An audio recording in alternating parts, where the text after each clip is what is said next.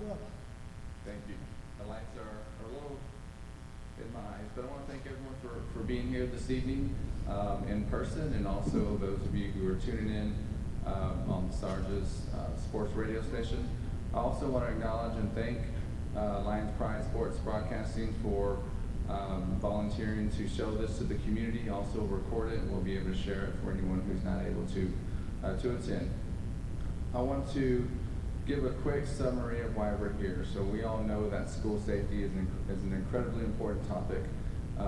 Mr. Miller, who I'll introduce here shortly, wanted to have this presentation and really give the overview and the ABCs of school safety. When we scheduled this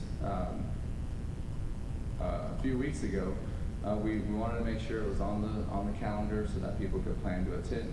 Since that time, we have had a school safety threat, unfortunately, and still have many others all around the country. So this issue continues to be very important. So we hope to be able to explain some of the processes, procedures, all the training, all those things this evening. First, I also want to recognize and thank our law enforcement officers for being here. We have Chief Williams is right over here. Just not waiting for the camera. Thank you, sir. Sheriff Mike Lane, our SRO, Officer Torres. I saw him. He's right over here. I want to thank them for all the hard work that they do for our community and for Lockhart. Also in attendance, we have Homeland Security Director Hector Rangel is here somewhere as well. And just want to thank all of their support, and we'll explain more how we partner and work with those folks. But one of the topics I did want to start, I've had a lot of questions from parents this week, and we're going to talk about a little bit about reporting, but I did want to share, we want the community to know that it is extremely important to, when you see something, to say something. And we want our kids and our staff and anyone in the community to understand that we need that information. And there are multiple ways that you can share that information. You can do it through our tip line. Always make sure you tell a teacher or a trusted adult, and just inform so that the police department, sheriff department can investigate all of those claims. Saying that, that is much different. You know, a child or an adult would never be in trouble for reporting something, even if it turned out not to be true. Okay? That's not an issue at all. We want to investigate all of those things. There are situations, unfortunately, to where if we get an alert and it's found that it wasn't an accurate report, that things weren't lining up, that's where there may be an issue. And I'm happy to answer more specific questions about that later, but I did want to start with that and all, just as a preview of all the things that we're going to talk about. We'll talk about our safety software updates as well, some of the safety protocols, our reunification overview, student code of conduct, again, reporting, and then, of course, communication is a big topic that we hope to be able to discuss this evening. With that, I want to introduce and turn it over to our Director of School Safety and Communications, Mr. Adam Miller.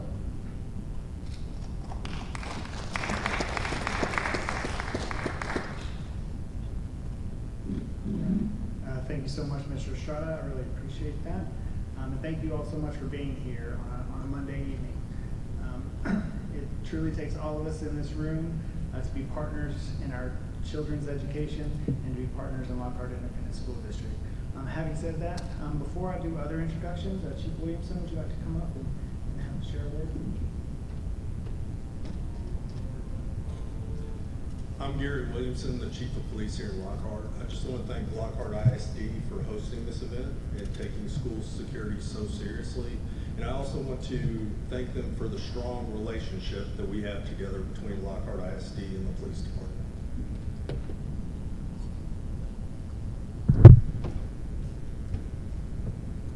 Thank you so much, Chief. Now, Sheriff Lane, would you like to come up and say just a couple of quick words?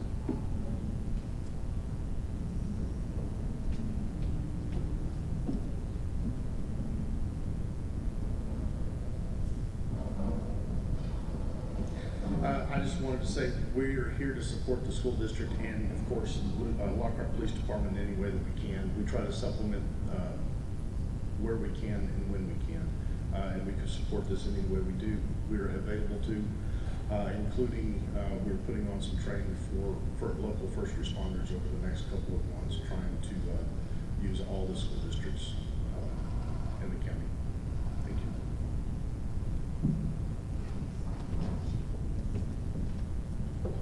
All right, thank you so much, Sheriff Lane. There we go. We were having a little bit of technical difficulty, but things got right back on track.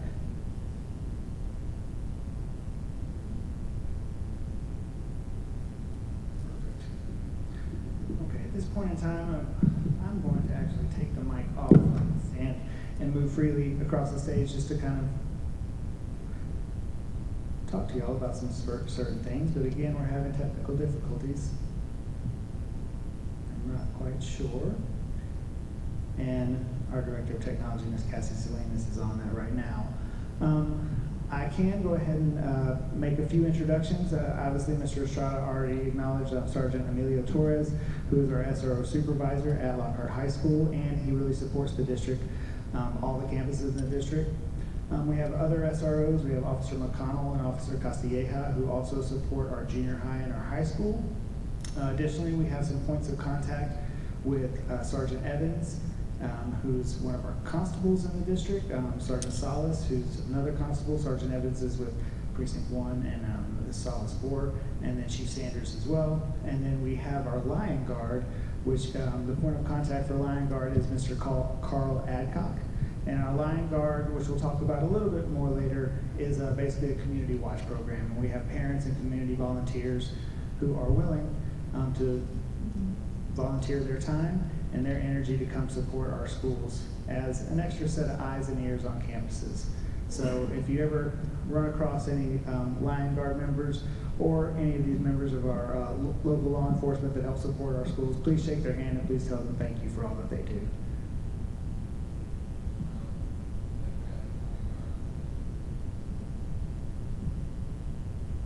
We do have the Bryants here in attendance. A big round of applause for the Bryants. They've been part of Lion Guard from the inception. Thank you, Mr. Estrada, for bringing that to my attention. So, and I know Mr. Adcock wanted to be here as well, and I think he might show up a little bit later. Thank you, Ms. Salinas, for getting our technical glitches worked out. So, before we begin, I certainly want to remind everyone of our district values. This is what anchors and guides all the work that we do here in Lockhart Independent School District. And these district values apply to everything that we do, not just instruction, not just culture, but also communication and school safety.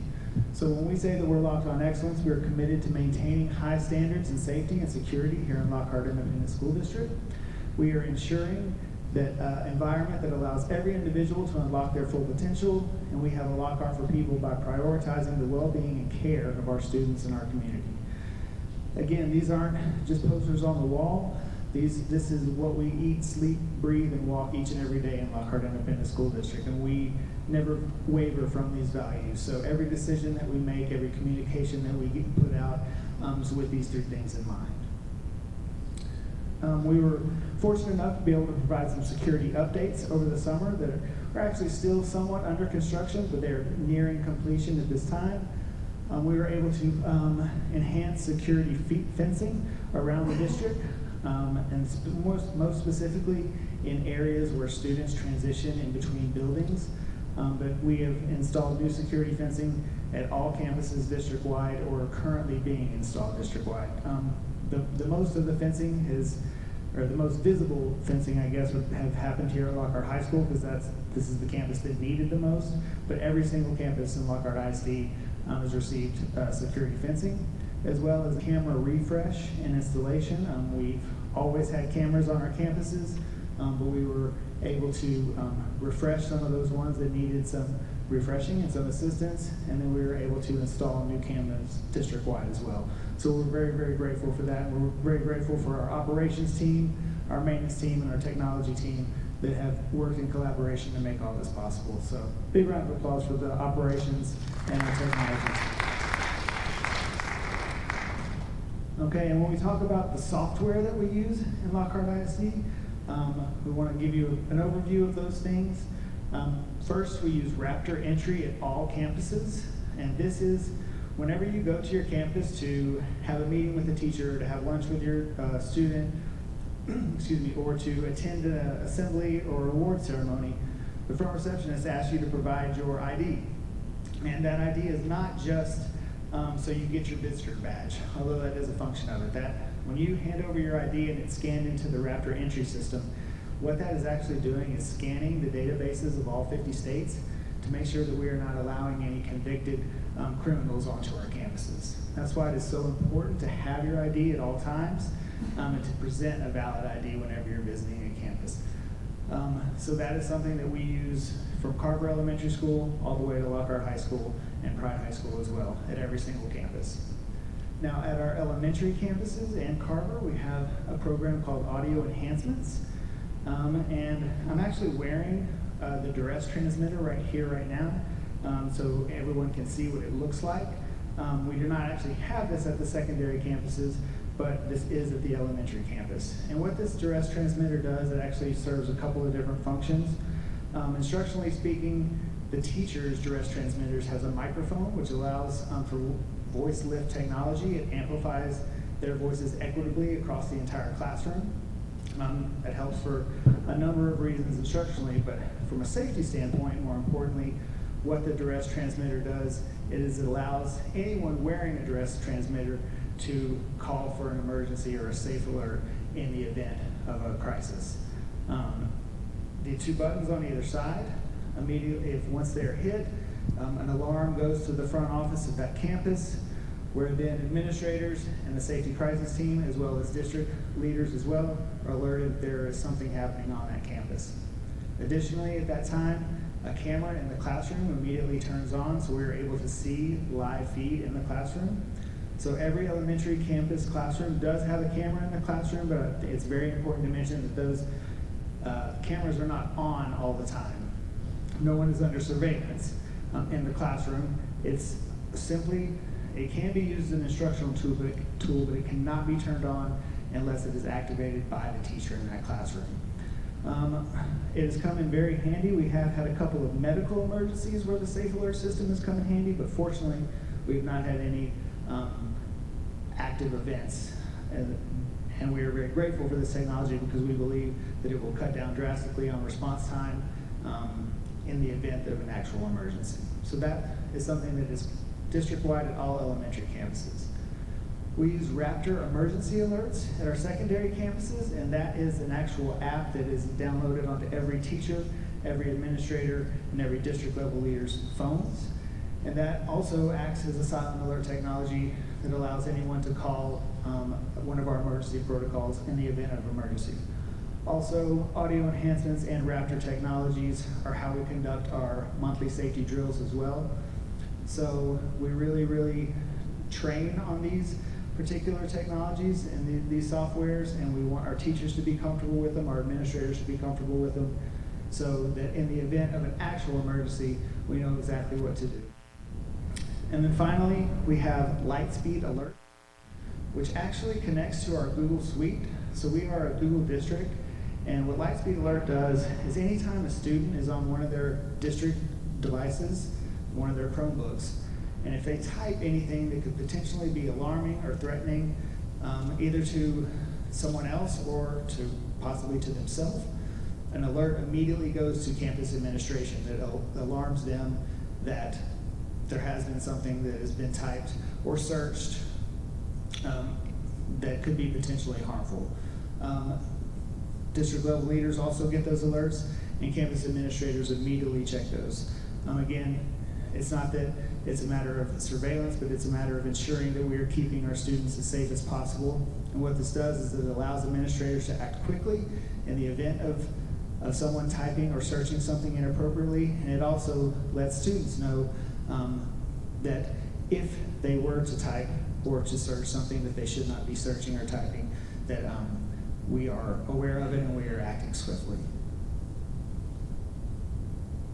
So that's our technology updates. Those are the things that we use district-wide. And we've had audio enhancements for a couple of years. We've had Raptor for several years, and Lightspeed for the last couple of years as well. We feel like all those tools are very, very beneficial and very helpful to keep our students and staff safe.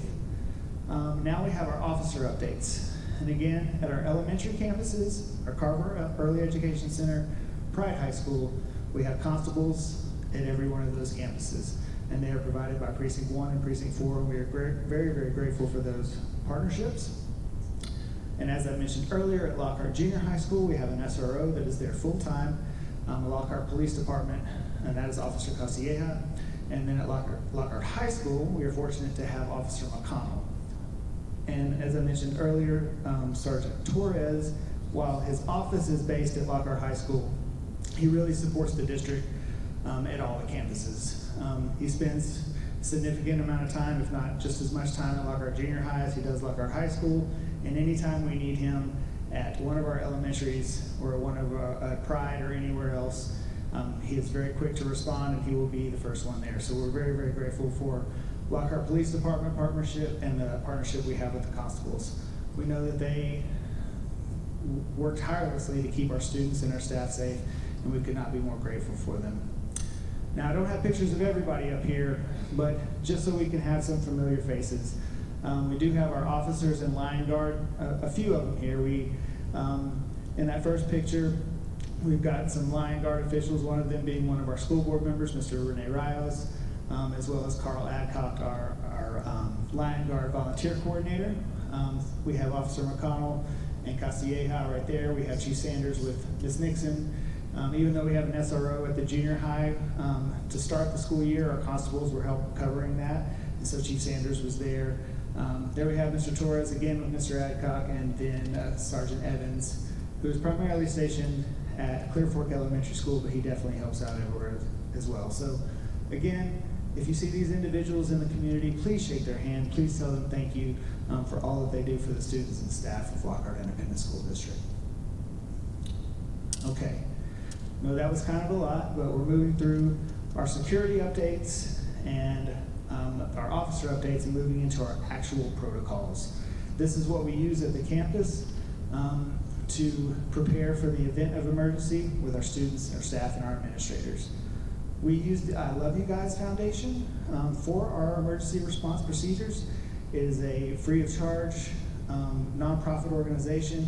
If you get on and Google I Love You Guys, it will take you immediately to their website, and they have all of their resources free of charge as well. So I encourage you all to check them out. They're a great foundation that just really has dedicated their life's work to making sure that schools have the tools and the resources necessary to keep their students safe. Unfortunately, the parents of the founders of this lost one of their children in an active shooter event, and so they have made it their life's work, and we're very grateful for that as well, because these resources are free for everyone and very easily accessible. So we've got these are our emergency response procedures, and every single district badge in the district, I'm holding this up for some of you all to see, has these icons on them, as well as we have these icons in flip charts, which we'll look at briefly a little bit later, and we have signage throughout every single campus, every single department, and every single space in Lockhart ISD. These 5 icons are visual representations of our different safety protocols. We have hold, a secure, a lockdown, evacuate, and a shelter. And while we conduct our drills through these, in the event of emergencies, this is what we default to as well. We're going to talk a little bit more in-depthly about these, just because there is some confusion in the community about the difference between some of them, so we certainly want to try to clear that up. So, in our standard response protocol, or SRP, as it's often referred to, the first one that we have is a hold, and that's one that is actually called possibly the most. And in a hold, we clear the hallways, and students and teachers remain in their rooms until everything is all clear. The majority of times a hold is called because of a medical emergency. Let's say a student or a staff member or someone gets injured on campus in a hallway. We want to clear the hallway so we can call EMS and give them the time and the space necessary to come handle the medical emergency. Again, when we're in a hold, it is not a lockdown situation. Students and teachers in the classrooms are still conducting business as usual. Teachers are teaching, and students are learning. The only thing is, they're not moving freely throughout the campus until we make sure that the campus is clear and safe for the students to do so. So that is a hold. Like I said, it oftentimes gets confused with the lockdown, but it is very much not a lockdown. We are just keeping the hallways clear, the campus safe, while we either investigate a situation or we attend to a medical emergency. A secure is typically when there is an incident outside of the school building. It can be something as simple as dogs on a playground, or more frequently, it's when we get a call from Lockhart Police Department that says there is an event somewhere in the general vicinity, and so we just want everybody in the building. Now, it's important to mention that in a secure, it's business as usual throughout the building. Students are not locked in a classroom. They're able to move freely throughout the building. We're just not allowing anyone in the campus and not allowing anyone off the campus at that time. We're bringing elementary kiddos in from recess at that time. We're bringing students in from practice fields or anything like that. If it's necessary to bring the entire campus in, but it's secure, it's very important to mention that it's business as usual in the actual campus, but doors are locked. And in Lockhart ISD, all of our doors are locked at all times, interior and exterior. But during a secure, no one's coming in and no one's going out until we make sure that the students and staff are safe in the area and the vicinity of the campus. Lockdowns, that's in the event of an actual threat or emergency. That's where we have our locks, lights out of sight. Doors are locked to keep everyone away from windows. And we practice for these. We're required by state law to have 2 lockdown drills per year. And this is where, during those drills, this is when we really rely on local law enforcement to be present at those drills so they can help guide us and help us make informed decisions. We were able to conduct a lockdown drill at Lockhart High School just a couple of weeks ago, and we had basically all the individuals in this room that we mentioned earlier were at the high school and helping us provide insight and guidance as to ways to more efficiently and effectively conduct that drill. Again, lockdown is different than a secure and a hold. Lockdown is in the event that there's an actual emergency or a threat on the campus. Moving forward to evacuate, that is our fire drill type of situation. That's when we need people to leave the campus as quickly, swiftly, and efficiently as possible. Move to a safer location whenever there's a need to leave the building. Again, we have fire drills or evacuates once a month here in Lockhart ISD. So our students and our staff are very, very familiar with this drill and with the icon as well. And then finally, we have a shelter, and that's to seek protection from a hazard. Think of a tornado drill, or think of a chemical spill, or something where we just need to seek shelter from a specific threat. We are required, again, by law to have 2 shelters each school year, to have monthly evacuates, 2 lockdowns, and at least 1 secure year. We're actually not required to perform a hold, but we still practice those as well, because again, those happen more frequently than not. So whenever you hear the words hold, whenever you see communication that the campus is in a hold, just know that your students are learning, they're actively participating in their learning in the classroom, but we're just keeping them out of the hallways until we've investigated the situation to make sure it's safe for everyone. Also, in every single room in Lockhart ISD and in every single office, department, building, we have emergency operations procedures. That's the flip chart that you see over there. That has all of our drills. That has important phone numbers. It has Caldwell County Sheriff's Department, Lockhart Police Department, and has superintendent's number, every member of his cabinet, and anyone that you should possibly need to get in contact with. And it has detailed instructions of what to do in the case of each emergency that they might encounter. Additionally, in every single classroom, we have tourniquets, and we have trained all of our teachers on how to use those tourniquets in the event of emergency.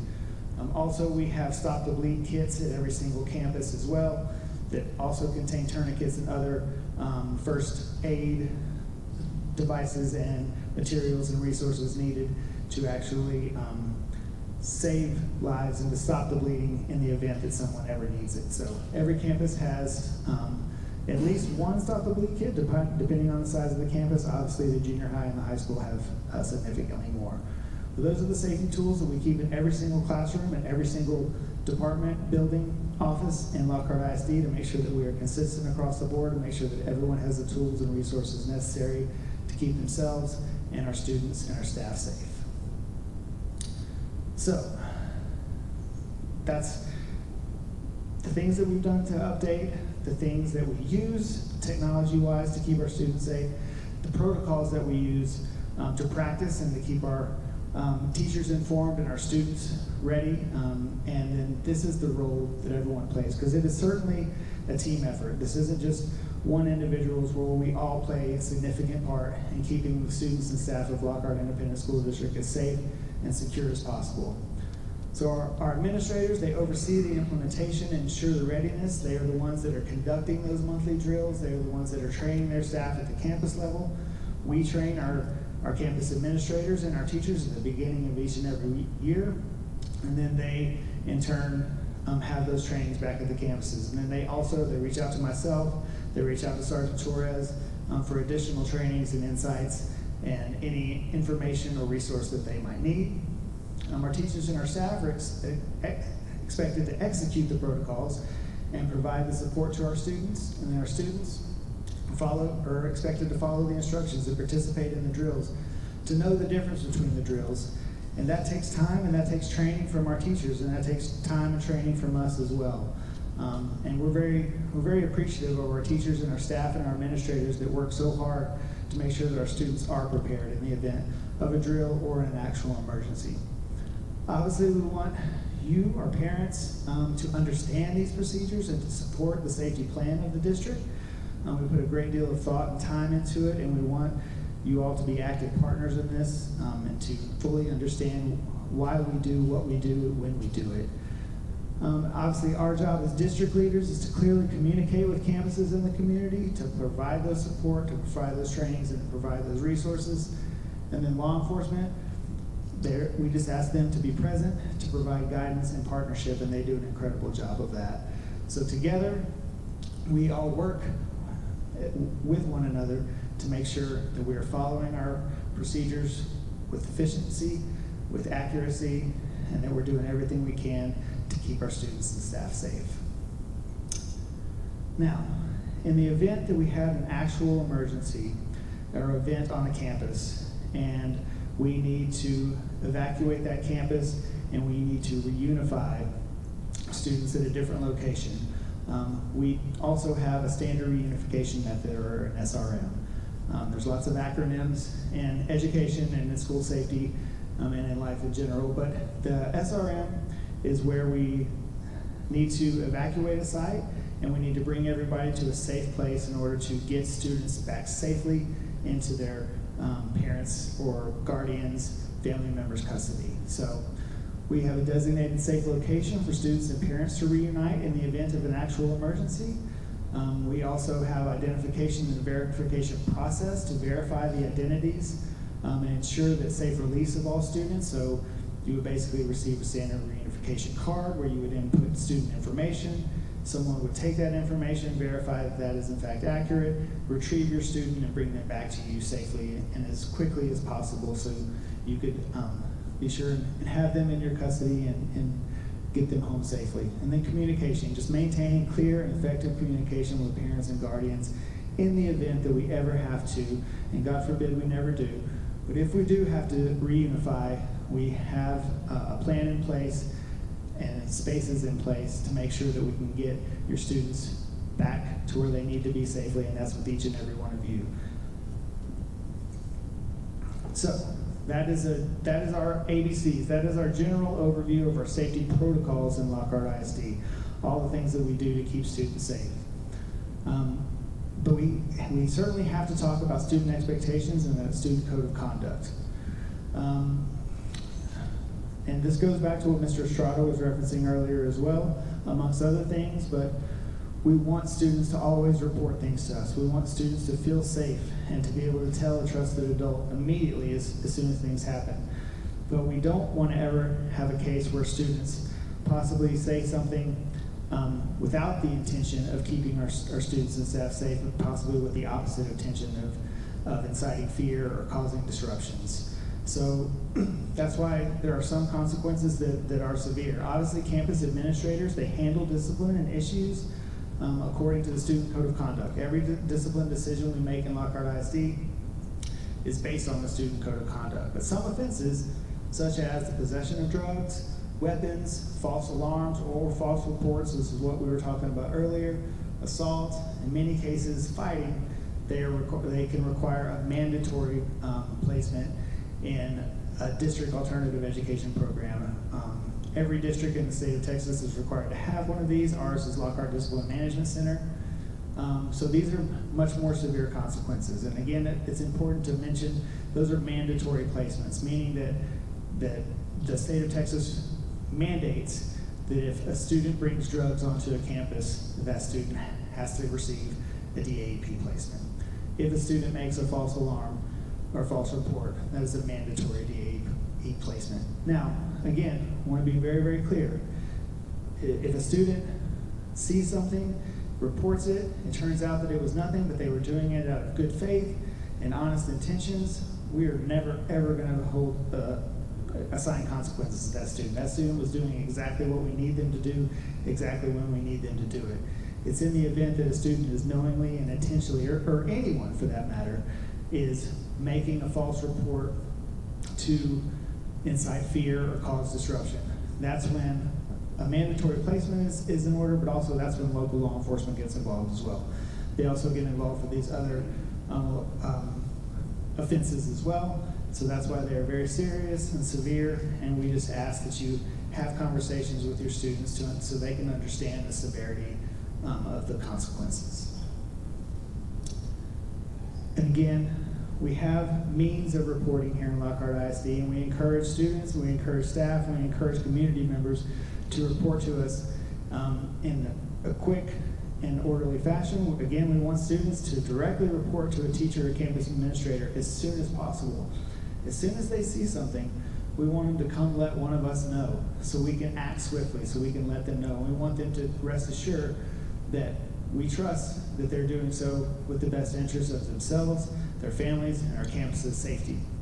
We also have anonymous alerts on our district website that you can go in. If you have information that you feel you need to provide, you can do so anonymously, or you can let us know your contact information as well, and we'll get back to you in that respect. Then also, we have iWatch Texas Community Reporting System. That's at iWatchTexas.org. That is something that is statewide that can be used to report any crime, any potential threat, any possible thing that could cause any sort of a danger to our students and our staff. And we really, really encourage you to make these reports when necessary, because that's how we ensure that our students and staff are safe, is if we're working together to make sure we're all on the same page and we all have the necessary and accurate information. And as we're winding down here, this communication piece is very, very important, because we in Lockhart ISD pride ourselves on our timely and accurate and transparent communication. We want to get it out to you as quickly as possible. We do so via Parent Square, which provides emails, texts, and an app. In order to get those messages, we also use social media in order to communicate in real time as well. Mr. Estrada is very, very clear that he wants our community to be as informed as possible, as quickly as possible, and as accurately as possible at all times. That's why we provide you with those updates. Now, it's important to mention in that there are times when we're still investigating a situation where we don't have all of the necessary information, and in order to not incite more fear or more confusion or more panic, we have to provide you with slightly limited information in the beginning, but that's only because we are still investigating a situation. We call a hold, we let you know that we have a hold, and our vow, our pledge, and our commitment is to keep you updated as frequently as possible and as we have more information. The last thing we ever want to do is give you false information from the onset that could cause more fear or panic. So trust that whenever we send communication in the event of emergency, we're doing so timely, effectively, efficiently, and transparently.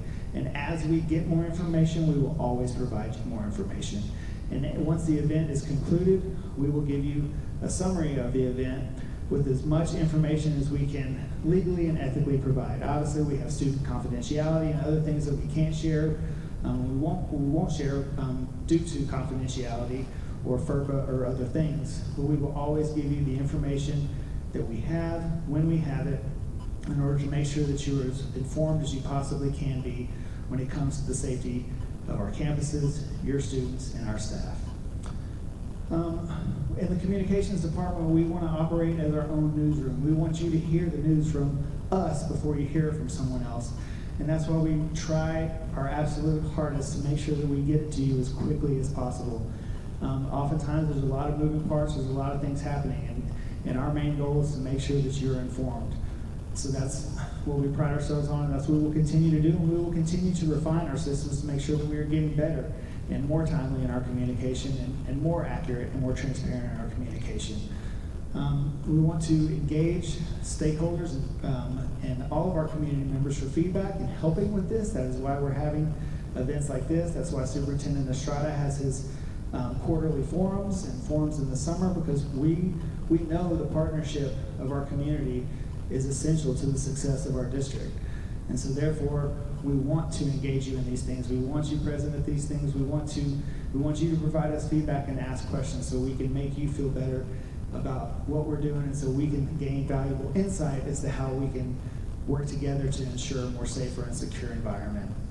And then we want to build partnerships with community entities, with our local law enforcement, with anyone in the community to benefit our students and staff. We know that the foundation of any healthy relationship or any partnership is trust. And that's what we at Lockhart Independent School District want to ensure to each and every one of you, is that you trust us with your children each and every day, and we do not take that lightly. We take it very, very seriously, and we are deeply, profoundly committed to building those relationships, to building those connections, to seeking those feedback, and to making sure that every student and staff in Lockhart SD feels safe, feels supported, because in order to be successful, those two basic fundamental concepts have to be met each and every day, and that's their safety. And so we know that. So at this point in time, that kind of concludes our ABCs. That is a lot of information to take in at once. I certainly understand that. Know that this is being live streamed and this is being recorded so we can go back and reference it. Also know that you can reach out to me directly at any time with questions or concerns. Also know that Superintendent Estrada has these forums for community members to come and speak directly with him to answer questions or to provide feedback. We have one coming up next month, or tomorrow's already October 1st, but it's still next month on October 29th, and then we have one in January 23rd, April the 1st, May the 22nd. And at Superintendent Estrada's summer feedback forum, all of the people in attendance said that they felt like it'd be very beneficial to have them at the end of every grading period. And so again, as Mr. Estrada does, he listens to feedback of the community, and he is a man of his word, and he said that we're going to do it at the end of every grading period, and so that's exactly what we've done. So please, we encourage you to attend those. They're at our central office, in our central office boardroom. They're from 5:30 to 6:30. They oftentimes run after because people have questions, and Mr. Estrada wants to answer those questions. So just know that you're always invited to attend those and to be a part of them. And at this point in time, we'd like to open it up for any questions, comments, or concerns that you might have regarding any of the information that we shared with you right now. Yes, sir. Oh, I'm sorry.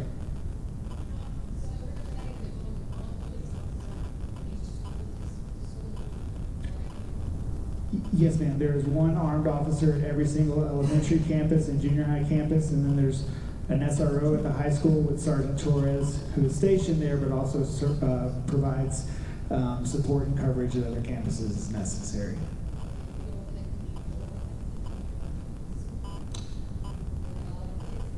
There certainly are a lot of kids there, and we would love to have more at this current point in time. We're meeting not only the state requirements, we're also, being a small town and a small community, we have the officers that Lockhart Police Department has available to us, and they have generously been able to provide those, and the constable offices as well. So right now we have as much as we have, and we are certainly never saying we can always have more, we can always be better, but right now that's a huge accomplishment, because a couple of years ago we didn't have those at our elementary campuses. So we're grateful for them now, and we look forward to continuing to make a more robust program in the future. Thank you for your question. Mr. Bryant, you had a question? Yes, sir. First of all, I want to thank the school district for putting this on. It's very, very informative.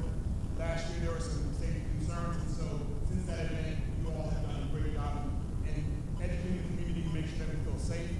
So my question is around the education and awareness of our students. And so part of the making it work all together is the students being informed as well, parents, community members, and so forth. So my question is, it's two questions in one.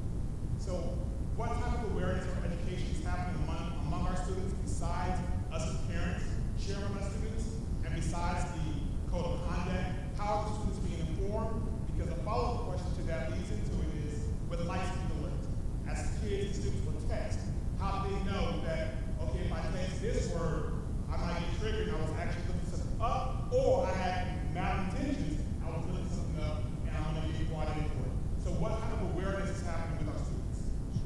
Excellent question, Mr. Bryan, and thank you so much for acknowledging the efforts of the district as we continue to refine our processes. So our campus administrators, yes, Mr. Stroud.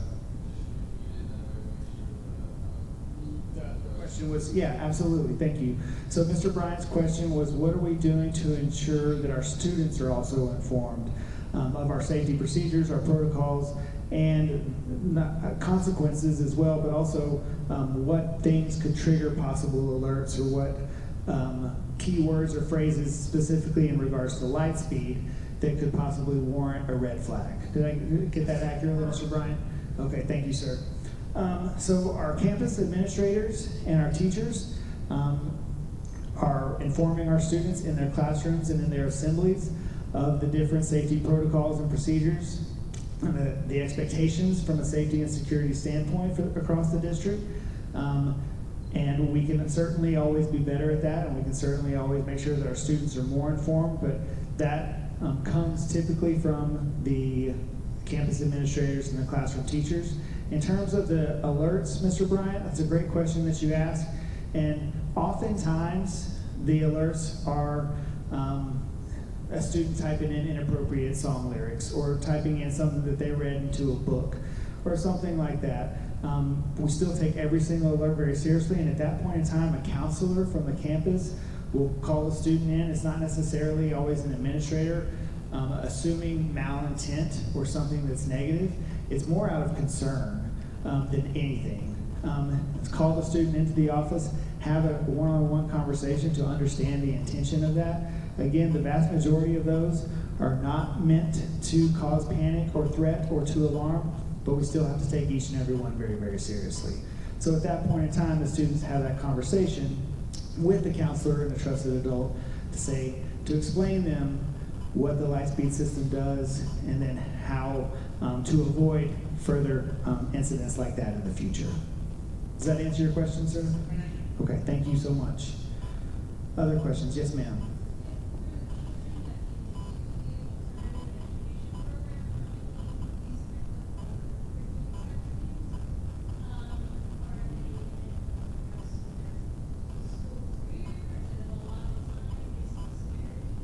Yes, ma'am. That's an excellent question as well. And for those of you watching at home, the question was, when a student is placed into district alternative education placement for one of those severe or mandatory consequences, are they there for the remainder of their educational career? And the answer is no. It is based on discipline matrix and through collaboration with the campuses and with the principal of LDMC, with district administration, and they are assigned a specific amount of time to be there. Could be 15 days, could be 30 days, could be 45 days, depending on the severity of the situation. Oftentimes, they have the ability to finish, to get released back to their campus sooner than the time allotted, depending that they meet certain criteria. But there's always a very specific time frame that they are attending that alternative placement. Does that answer your question? Okay, thank you so much. Yes, ma'am.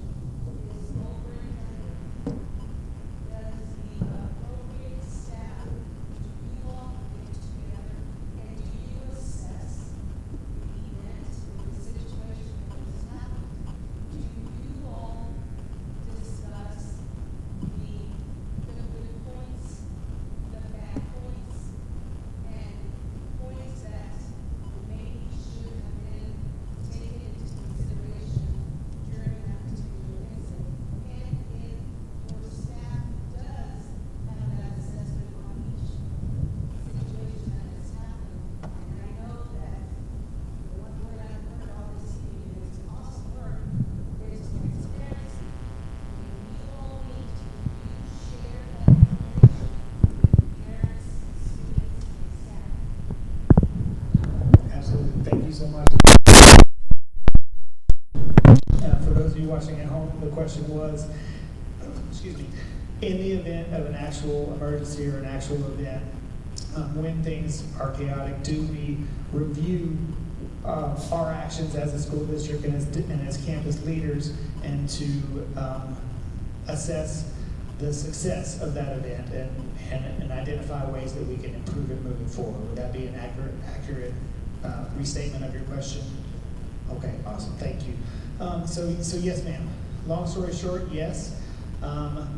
Moving forward, we won't speak in terms of whatever has happened in the past, but moving forward, it's something we have implemented this year, and thank you, that's good feedback, because it's something I should probably include in this training for future training, so I really appreciate that. We've started conducting after-action reviews for every drill that we have and every event that we have as well.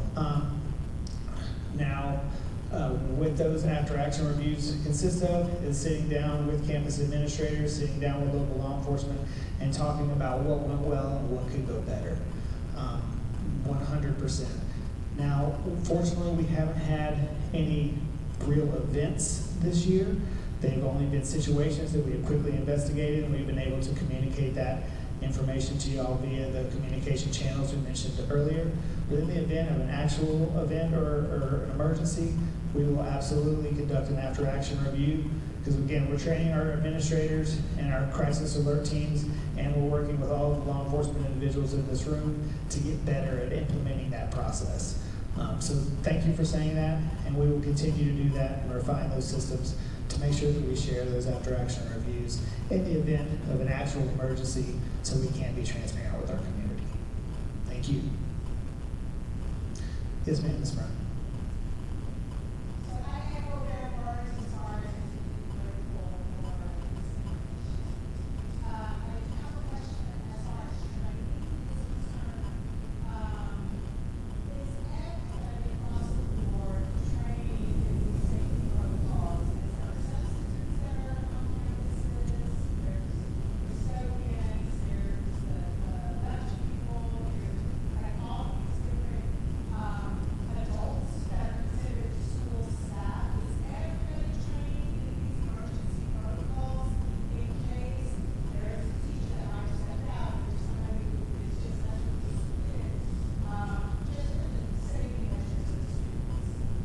Yes, ma'am. Excellent question. The question was, is everyone in the district trained on these safety protocols and procedures? And not just teachers or administrators, but also custodians, maintenance workers, substitutes, really anyone that works for Lockhart Independent School District? And the answer is yes, ma'am. We conduct a training every year in this room with every single staff member for Lockhart Independent School District. Again, maintenance, technology, custodial, cafeteria, food services, and teachers, paraprofessionals, our teaching assistants, and our hourly employees, our front office staff, as well as teachers and administrators. So they all receive the exact same district-wide training, and then those individuals also can attend campus trainings as well. And our substitutes receive, it's not maybe the same training that they get here that lasts multiple hours, but they do get a training on our standard response protocol and our emergency operation procedures in order to be, during their substitute orientation, in order to be a substitute at Lockhart ISD. Did that answer your question? Awesome, thank you. Yes, ma'am.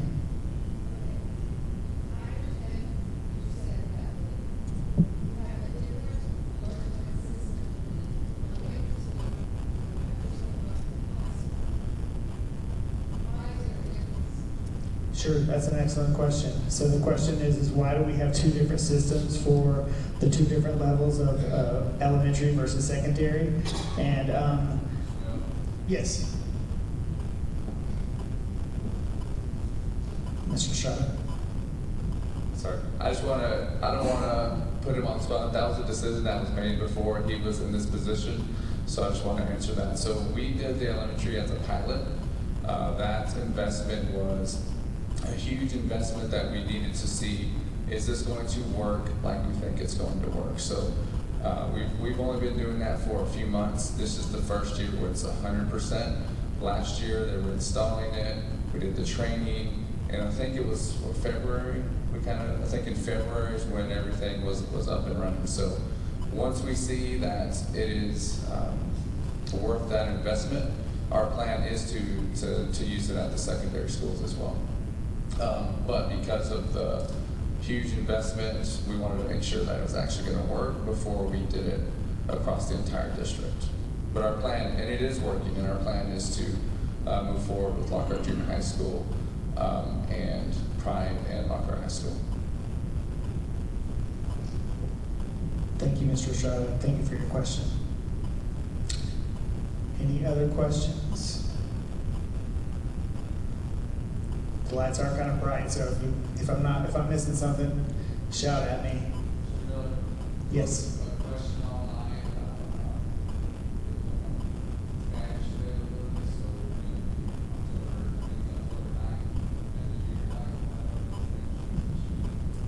Yes, absolutely. Thank you, Mr. Estrada. So there was a question online about having Spanish availability or accessibility for these trainings, and we are conducting a follow-up training at Lockhart Junior High School next week on October the 9th at 6 p.m., and we will have Spanish translation available at that time.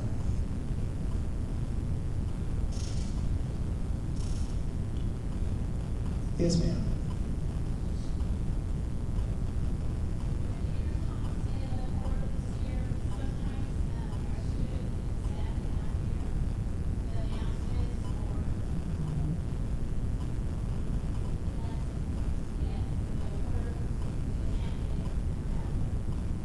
So the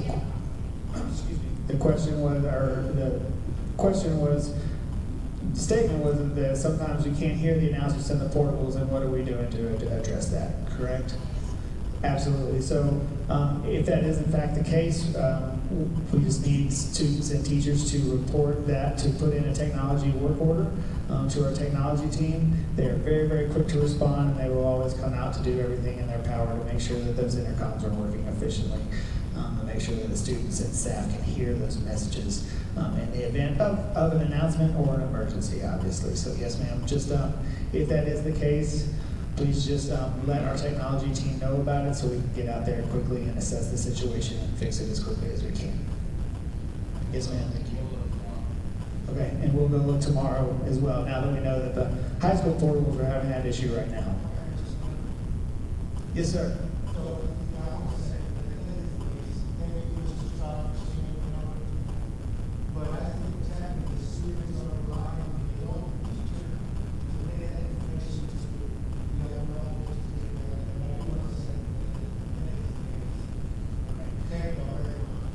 course. Thank you very much for bringing that, and thank you for being here. And yes, we will get on that, because we're a fast growth district, and we have a lot of portables at a lot of campuses, and we want to make sure that all of our classrooms are able to get the information they need when they need it. So thank you.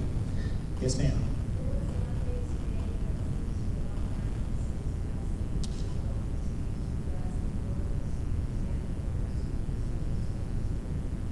Perfect. Thank you for letting us know that. Awesome. As stated, we will get on that tomorrow. So thank you for bringing that to our attention. And for those of you at home, that was one of our counselors here at Lockhart High School letting us know that a tech ticket was put in place in order to address the portable speakers. So thank you for that.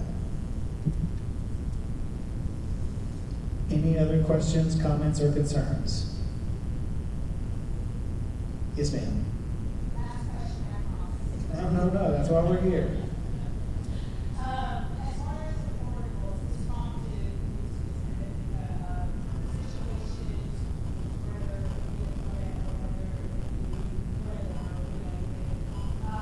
is there something in place for the safety of the students they can't get to the portables, or if it's weather related that they have somewhere where they can be housed on the premises? Because as you said, there's lots of portables across the district, right? So do you all have something in place for them to be in case of traumatic activities or what have you? Yes, ma'am. Excellent question. And the question was, do we have a plan in place at our campuses in the event of like a weather emergency or something where the student safety would possibly be in jeopardy in the portables? Did I rephrase that accurately? Okay, yes, and the answer is yes, ma'am. Each campus has a plan for the event of a weather emergency, what students in portables are to do in that event. And every campus is different because they're laid out and set up differently. But yes, every campus does have that plan. Yes, ma'am, thank you. Yes, sir, Mr. Estrada. There's a question online. Does the doors at Lockhart High School, or the doors of Lockhart High School, officers have to depending on it, someone open it, how can that be addressed? Okay, yes, so the question online came to us that said that the doors at Lockhart High School are in fact locked.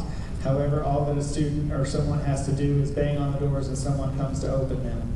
That should not be the case. That is not our protocol or procedures. And so we need to address that with our campus administrators and our teachers and our students to train them more effectively. We have given very clear and explicit instructions that we are not supposed to open doors for anybody under any circumstances. So if in fact that is happening, we need to go back and revisit those protocols and procedures with each and every campus to ensure that's not happening. Yes, ma'am. So I know that the district is doing everything possible they can for all campuses to ensure that if you enter one of their campuses, if you're going to encounter whether it's school, secretary, or whatever, of course, you have to show your ID and whatnot in order for you to even inside, get inside the campus. So my question to you is, if this may seem a little extreme, but in today's world, that is especially for the city of our students and our staff. Will there ever be a point that our district will consider or are even thinking about putting metal detectors in the entrance of the school campus? Okay, thank you very much for that question. And the question is, will there ever be a point in time in Lockhart Independent School District when we would consider having metal detectors in each and every campus, at the entry points of each and every campus? Is that correct?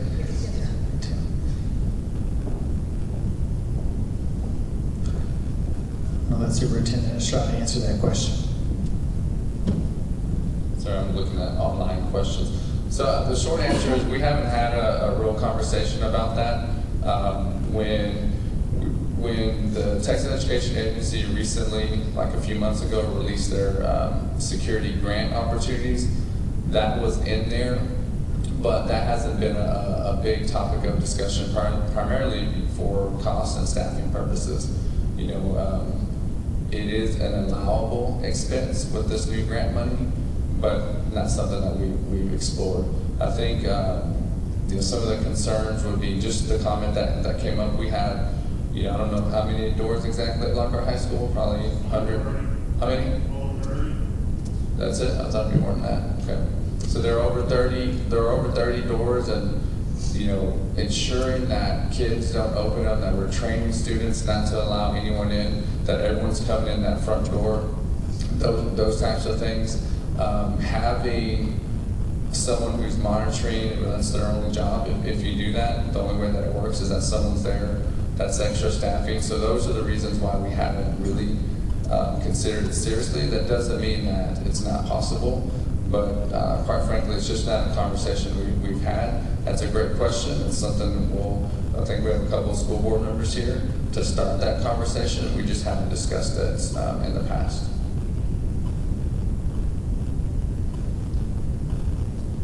There was another question. Are you planning to have an assembly for students at each campus to go over some of the safety protocols? Yes, I think that's an excellent idea. I think we need to encourage our administrators to have these assemblies. They have award recognition assemblies. They have our Leader in Me assemblies, and we certainly should incorporate student safety assemblies as well. So that's a great suggestion and a great question. Yes, ma'am.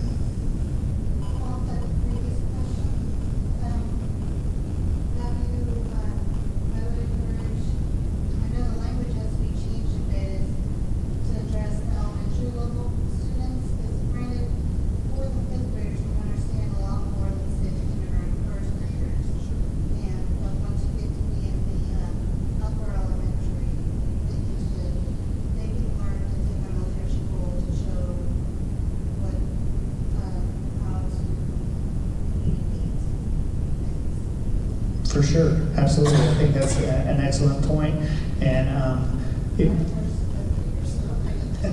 so we have a parent of a 1st and 5th grader who understands the difference between the 1st grader's understanding of safety protocols and procedures versus the 5th grader's ability to understand that, and how are we differentiating that to ensure that our littles are getting the same information as our older students, but that they're getting it in a more developmentally appropriate fashion, correct? So yes, that's where our incredible teachers come in. Each and every teacher throughout the first weeks of school and throughout the year has these conversations with their classes, and they are skilled and masterful differentiators to ensure that our littles are understanding some of those complicated terminologies and or languages. But that's also why we try to keep it as simple as possible, and in terms of our different protocols and procedures. And we also have different signage at the elementaries as well that are a lot more elementary friendly. They also have the standard response posters. They also have an ABCs of school safety posters as well, with lions and other things that are more elementary friendly. So, but again, we can always get better, and we can always do better, and we will continue to do so. But that's an excellent question. Yes, ma'am.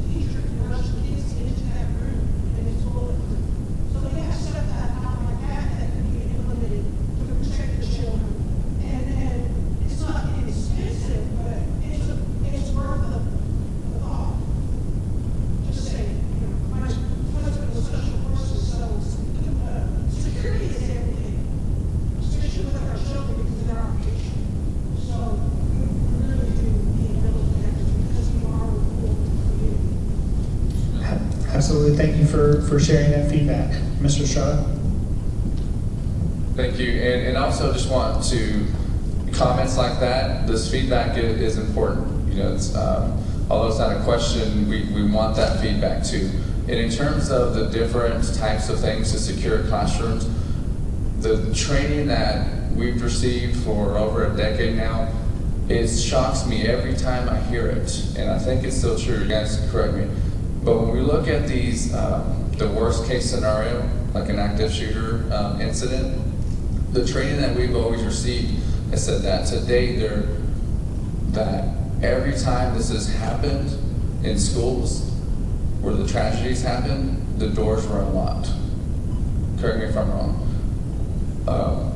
That almost every time people who do this will go, and if the door's locked, they go to the next door. And unfortunately, the doors have been locked. So just to get back, if we can train our staff, and right now we require every door in the building to be locked, which is not a state requirement. The state doesn't require that, but in Lockhart we do require all of our staff to keep their doors locked.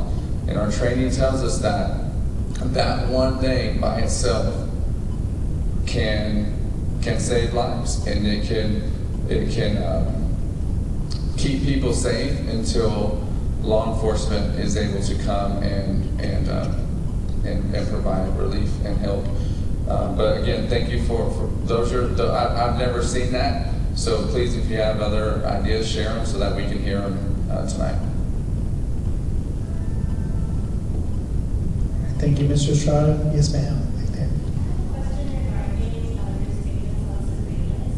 You did say that the classrooms are not on all the time, right? Yes, ma'am.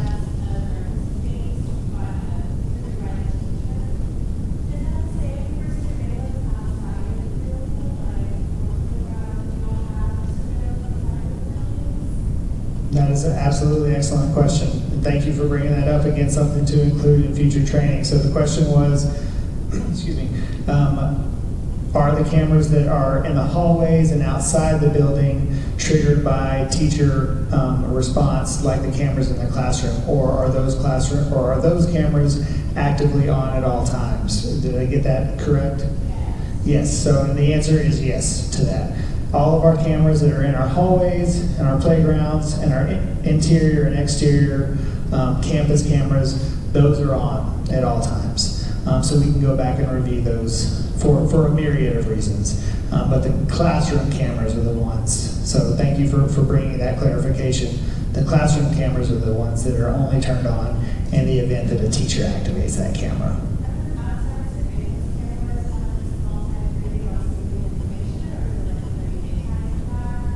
30 days, yes. You're very welcome.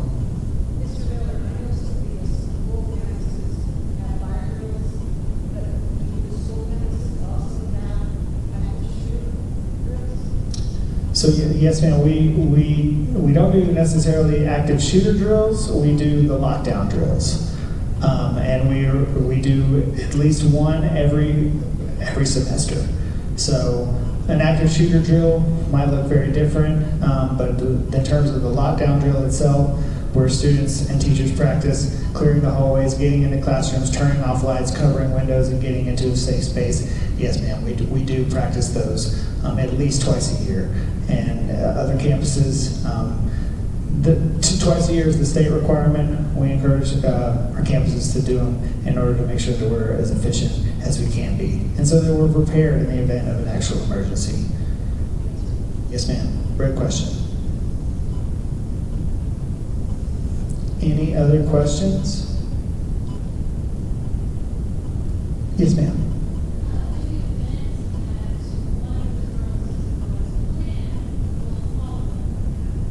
Yes, excellent question. In the event that a drill doesn't go as planned, will a follow-up drill happen? And yes, absolutely. That's when the campus security team will come together for that after-action review that we talked about earlier. They'll kind of talk about the high points and the low points and what went well, what didn't go well. And in the event that the event just was not successful, or that the drill was not successful for any reason, then they will schedule a follow-up drill pretty shortly thereafter in order to make sure that we're getting it right. So, excellent question. Thank you. Yes, sir, Mr. Are but our students being informed at all campuses really, that the secure protocols are in place as a whole, what have you, are they being informed that they are on a whole, and possible reasons why, even if you work with some students, they don't know what's going on, they can kind of have anxiety. Are they being informed of the whole or the truth? Yes, sir, they are absolutely being. Now, let me repeat the question. Are students being informed in the event of an actual event, or in the event of being prior to the drill or during the drill? I guess there's so many holes, there's a lot of holes going on, and we are seeing that feedback, and thank you for that as parents. And so when there's a hole, for example, an emergency happened, someone's medical emergency, and there's a hole at the moment, are students being informed what's happening during that moment as during a hole, medical emergency, or are they being informed after, hey, y'all got to be here because we're on a hole, right? So are they being informed in that manner? Gotcha. Yes, sir. Thank you, Mr. Ryan. So are students being informed in the event of a hold or secure in real time? And yes, sir, the answer is yes. Now, they're informed that they're in the middle of a hold drill they might not always know that it's a medical emergency or what the situation is, just because the information might not be readily available at that time, but they do know, in fact, that they are in whatever drill or whatever event they're actually in. They've been trained on those drills, and they know to just keep referring to their teacher and campus administrators until the drill is complete. We don't let students know prior to drills because we want them to be able to respond appropriately and take them seriously. So it's not like we announce them, hey, we're going to have a fire drill tomorrow at 10 a.m. But we do let them know during it, this is a drill or this is a hold, and our teachers do an amazing job of keeping our students calm and, like you said, trying to bring that anxiety down and making sure the students feel safe and supported in the event of any drill or any actual protocol that we go into. Yes, sir. Thank you. Yes, ma'am.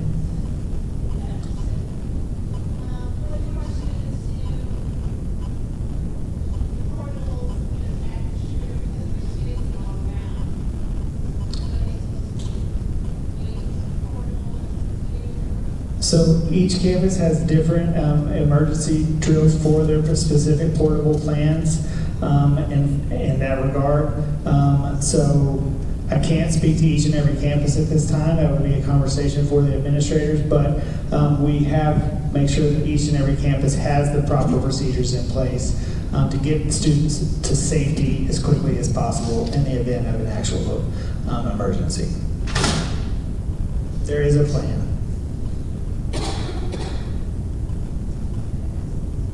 Yes, ma'am.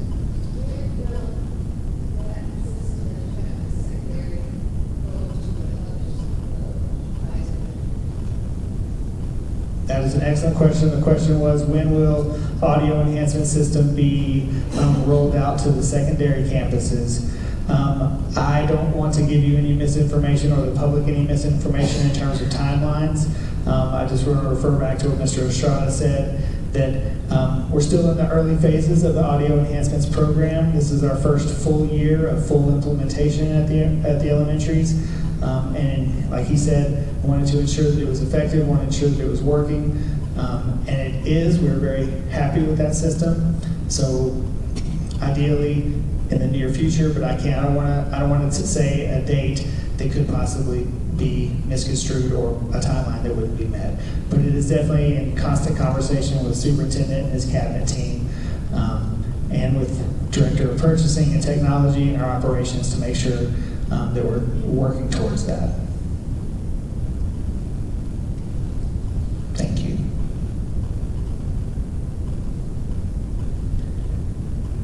All right. Oh, yes, ma'am. One last question. No apologies necessary.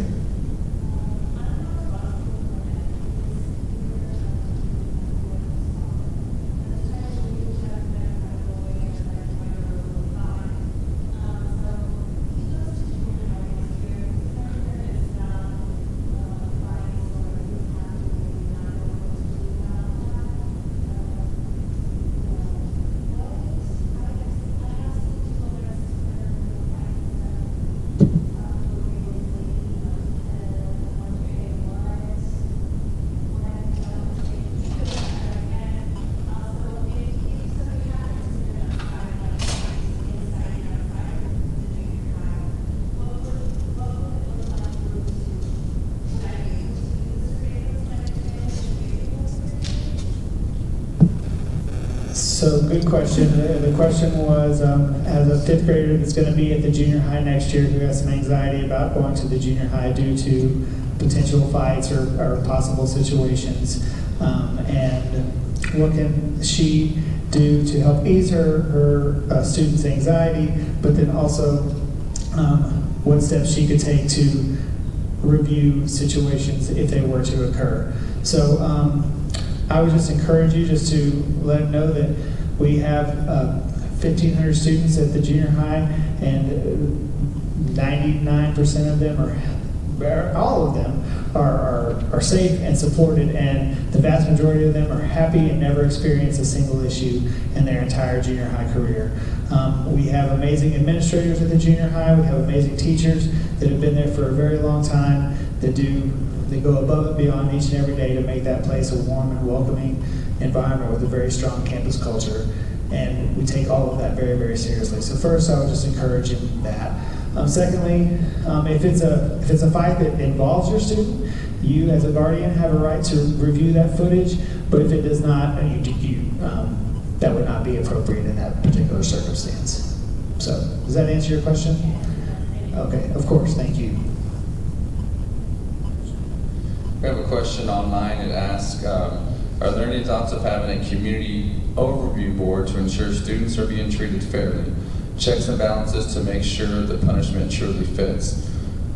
If I'm understanding this question correctly, educationally, when something happens with the students, you either have to be a teacher, administrator, or someone who is assigned to serve and provide services for that student. To my knowledge, that would not be something that would be legal for students in a public school to have other people looking at their educational record or history to make those determinations. I also want to say that's on the education side. When things happen, Lockhart ISD works with these gentlemen over here, depending on where the incident may happen.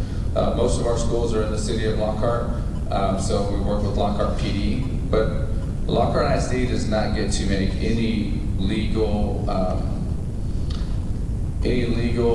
decisions. That's something that is the police department's job.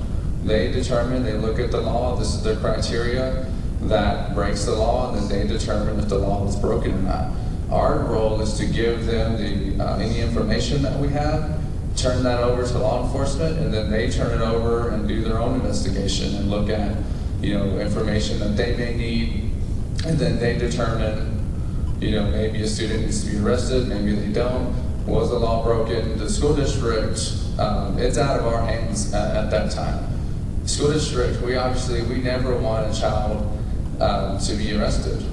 But when they break the law, the police and law enforcement has to determine that they broke the law and if they need to be arrested. Unfortunately, we don't get to tell PD, no, this kid has never done anything, don't arrest him. We cannot interfere with law enforcement's job. We have to get out of their way and let them do their job. There's another question. I'm going to give it over just because I need you to. Will there be better lighting in the student parking lot?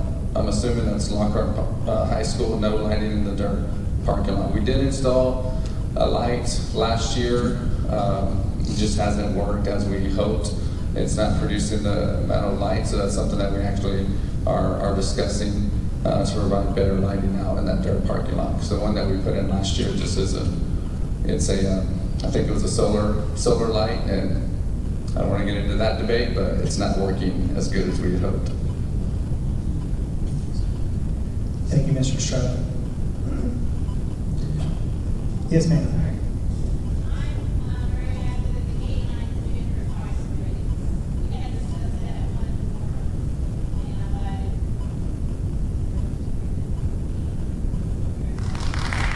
Awesome. Thank you very much for saying that. We really appreciate that feedback, and we will continue to do so. Thank you. An adjustment we made is that telling the community, we did that with this last letter, how many kids were, had something on them. I think we had one that was arrested. Yes, sir. We had one arrest. We did do that. That was part of did the sweep at the junior high the other day. We didn't put a number because there were zero, but we should have put there were zero so that way parents understand, things that was come. So moving forward, we'll attach the number to the organization. No, that was today. We'll do that moving forward.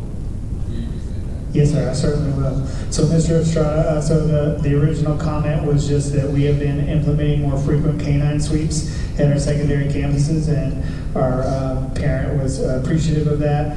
And Mr. Estrada said that one of the differences that we have implemented through our after-action review process is to start identifying how many students, or the lack thereof, hits or arrests or things that were found. So, for example, last week we did a canine sweep at the junior high, and we sent a letter because we always want to keep parents informed as soon as that sweep was finished, just letting them know that the drug dog was on campus. However, what we realized is that moving forward, we need to say there was a drug dog on campus today.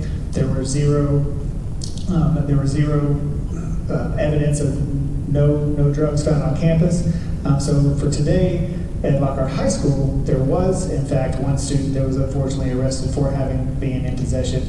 And so we included that in our communication to ensure that the community is well aware that the canines are not only on campus, but the number of actual arrests or the number of findings that the drug dog covers. So thank you for that feedback, and thank you for that comment. So just to follow on, are the drug dogs also going to LENC and Pride, or is it just the junior high and high school? They've only gone to the junior high and high school to this point in time, but we will schedule them for the other campuses as well. Students at LDMC, they also, they're searched every day when they come in, so it's a little bit a different context. So they don't just walk into school. So it's a little bit different. But then at Pride, we can certainly schedule that if that's not happening. We had another question. It says, well, I guess it's more of a statement online. If a student actually reports it to law enforcement, that's if a student actually reports it to law enforcement. If the claim was never reported to law enforcement, then there's no reason to file a false report. So I think I understand this comment. The school district, whenever we get a report, we have to tell law enforcement. If we get a report that somebody saw something or something's endangering our schools, we don't sit there and try to investigate it ourselves. It's immediate. Hey, Lockhart PD, this is a report. We need your help. There's no time to wait. So if someone reports it to the school, we're not going to go investigate it ourselves and then say, oh, I think now we need to tell Lockhart PD that someone said there may be a weapon on campus.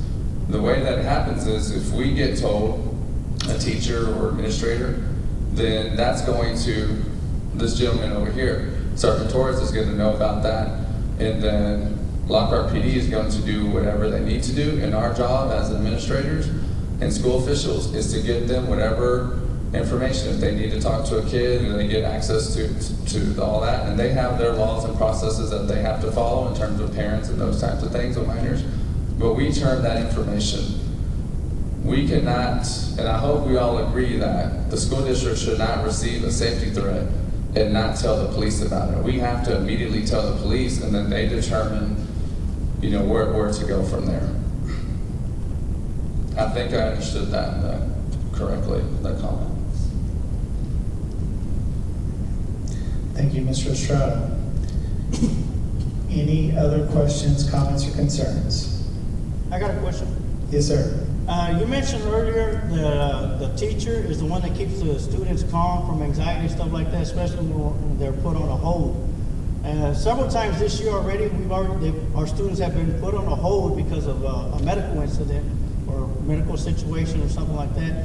When it's finally determined that it is a medical situation or something else that's, I won't say that's major or maybe minor or so, is that word passed on to the teacher to let the students know, like, hey, this is a medical emergency, You know, that way the students will know, okay, well, there's nothing worse than, you know, I mean, I know it's bad to have a medical emergency, but there's other things that are worse that could happen at that time. Of course. No, I completely understand your question, and thank you for asking. With you being back there by the audio visual, will that audio pick up that, or do I need to repeat that question? They got it? Okay, perfect. Thank you, sir. So, to answer that, every time we send an alert to parents or an update to parents, that same alert goes to teachers as well. So they are receiving the exact same information in real time through Parent Square, not through Facebook. We don't want our teachers on Facebook during the school day, but they do receive the same alerts through Parent Square, which is the app, the text message, and the email. So they get the exact same information that parents get at the exact same time. So thank you for that question.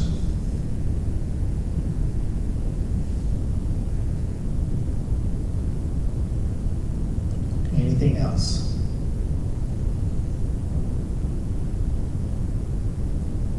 Just want to say thank you all so much for your involvement, your participation, for your questions, for your comments, for your concerns, for being partners in your children's education, and for just being partners in this very, very pivotal time and place that we stand in. And we're here to keep our students safe. We're here to grow all of our students 1.5 years, and we're here to make sure that every single student in Lockhart ISD feels supported and has everything they need to accomplish anything in this world that they want to accomplish. And we can't do that without each and every one of you. So thank you so much for your time. This is my email address. If you have any questions, comments, concerns, if you want to continue the conversation with me, you certainly can. I'm always here to answer questions. I want to say thank you to Mr. Estrada. Thank you to law enforcement for being here. Thank you to our district level leaders as well. And we're just very grateful for you, and we hope you all have a safe and wonderful evening.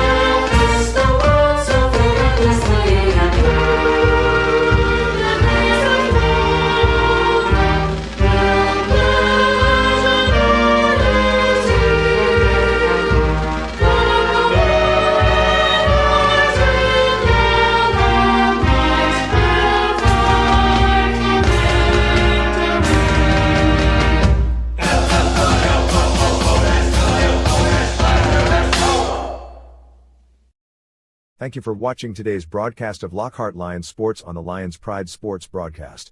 Today's broadcast was brought to you by Kent Riddle Properties, Kreitz Market and Quantum Towing. And remember, like the Sarge always says, you can take the lion out of Lockhart, but you can never take the heart out of Lockhart. Go Lions!